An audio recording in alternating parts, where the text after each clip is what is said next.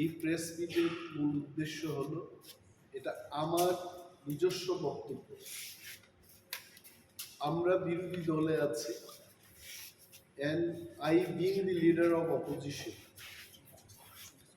আমার একটা কর্তব্য থাকে যে রাজ্যের মানুষ সরকারকে কিছু কিছু কথা বলতে চায়, তাদের সেই বক্তব্য সরকারের নজরে আনা এবং রাজ্যের মানুষের নজরে আনা, এটা আমাদের কাজ। আপনারা দেখেছেন যে ইদানিংকালে আধার কার্ড এবং প্যান কার্ডের লিঙ্ক, যে লিঙ্কিং করার যে পদ্ধতি, এখানটায় একটা লিঙ্ক করার জন্য গভর্নমেন্ট ইজ চার্জিং 1000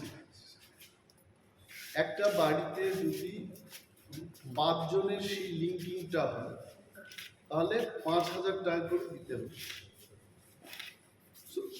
এই যে ব্যবস্থা, আপনারা যারা আছেন আপনারাও জানেন, ইউ অল আর রিপোর্টার্স, জার্নালিজমকে নিয়ে যারা কাজ করছেন, আপনারা আমার চেয়ে আরো বেশি ভালো জানেন।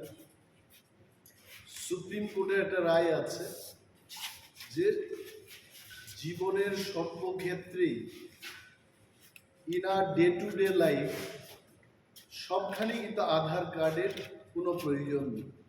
ইট ইজ নট মাই স্টেটমেন্ট, এই রাইটের সুপ্রিম কোর্টের।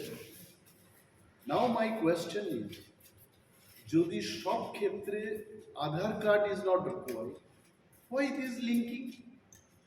এবং এই লিঙ্কিংটা করতে গিয়ে একটা লোককে 1000 টাকা করে দিতে হচ্ছে।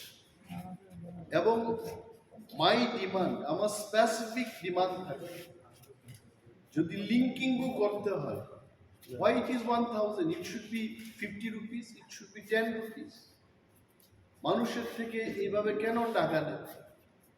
The state government should take up with the central government on this issue, যে 1000 টাকার জায়গায় এটাকে কমিয়ে 50 টাকা 20 টাকা একটা ন্যূনতম হারে যেন এটা নেওয়া হয়, সেই দিকে যাওয়া।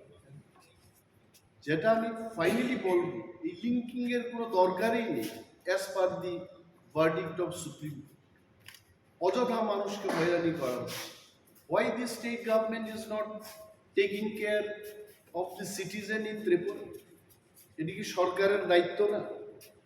মাননীয় মুখ্যমন্ত্রী, উনি একজন শিক্ষিত, উচ্চ শিক্ষিত মুখ্যমন্ত্রী, উনার নজরে আসা উচিত। He should be safeguarding the people.